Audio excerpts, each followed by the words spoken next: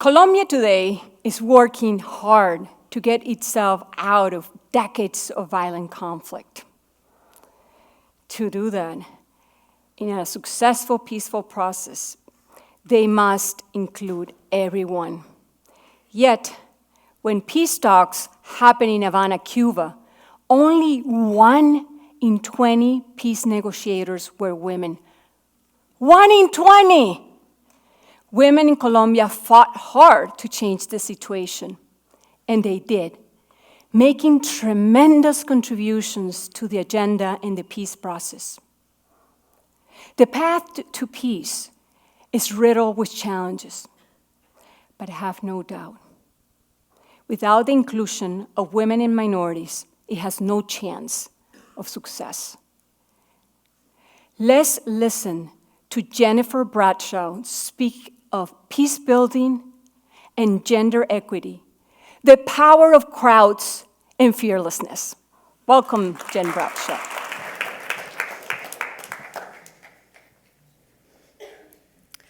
There's nothing like winning a standoff with this 2-ton bull at the age of 12 to build a little grit and fearlessness in a young woman. Growing up on a pulled Hereford farm in Oregon, there was no such thing as girls' work or boys' work. Work was work, and if you could do it, you had equal access to it. From a young age, I worked alongside my mother and father, stacking firewood, tagging and immunizing calves, and helping with the hay harvest. While this world of mine only fit in 100 acres, I knew what gender equity looked like and felt like, and that sadly, this was not the reality for all girls and women. However, at this time, the UN was making a powerful declaration to the world. 20 years ago, the UN passed Resolution 1325 and started the global fight to ensure equal representation of women in all decision-making roles in peacebuilding. So why did the UN think women were so essential to peacebuilding? Because when women have a seat of power at the peace table, the final agreement has a 35% higher chance of building lasting peace. Think about what that means. Thousands of lives can be saved by just having more women at the table. So tonight, I'm going to talk to you about how we can reach gender equity in peacebuilding in the next decade and how fearless crowds are going to get us there. Traditionally, we think of innovation coming from a lone genius like Thomas Edison up here, holed up in his lab. However, innovation is happening in a new, exciting, and a collective way, and that's through crowds. For innovation to happen in this manner, you need 3 key elements. Surprise, surprise, first you need a crowd. And the crowd of women peace builders is a force to reckon with. Over 80 countries have passed that UN Resolution 1325. In the past year, $300 million have been invested by the private sector in women peace builders.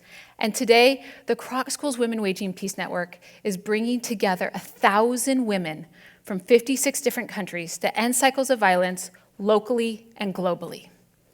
Tonight, I'm going to tell you about just 3 of the remarkable women making up this crowd and this network. First, let me introduce you to Miriam Farrar.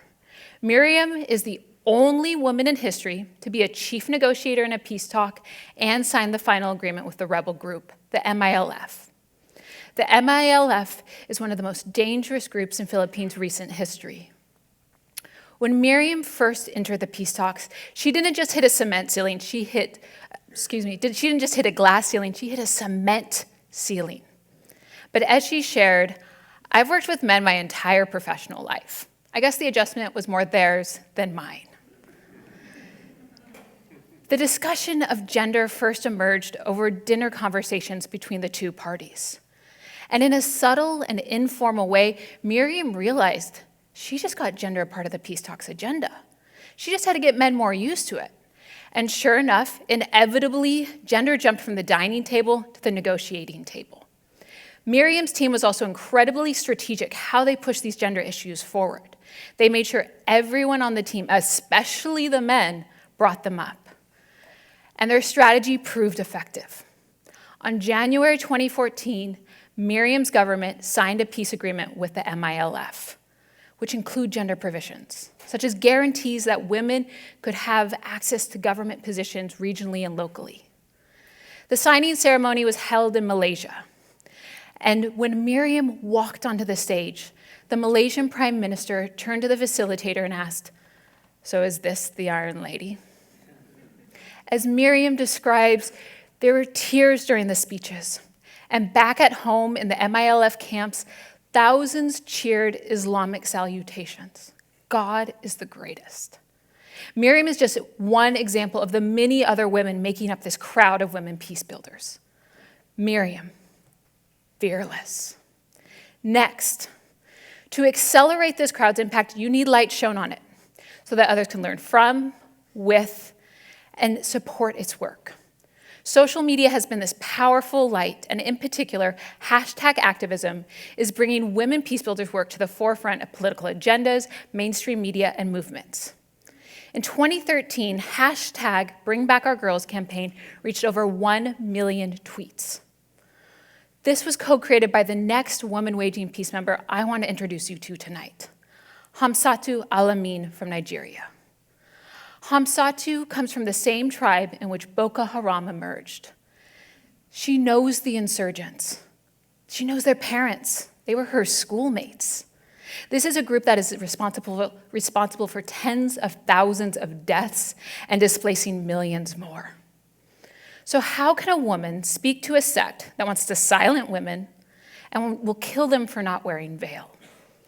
Imagine driving down a road and arriving at a scene like this. I don't care who you are, fear would kick in and yell, "Get away, find safety."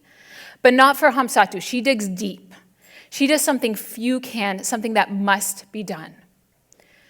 Hamsatu mediates peace with Boko Haram through understanding their traditions, through respecting their leadership structures. She uses her humanity, her infectious smile, and a love for listening to disarm the men. She then re-educates them with her manual for peacebuilding in Islamic schools, a manual that is spreading throughout Nigeria. When #Activism shone a light on Hamsatu's work, it accelerated it and shared it around the world. Women got to understand how they could use their positionalities as mothers, sisters, daughters, educators, to influence young men to put down their guns. Hamsatu, fearless.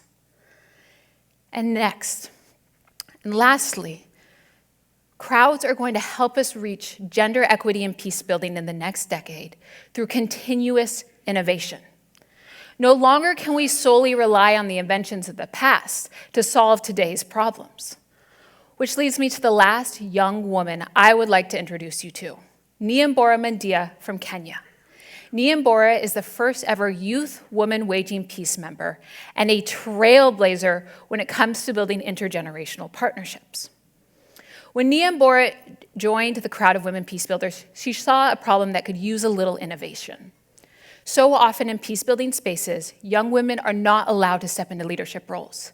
They must stay on the sidelines. They must be silent.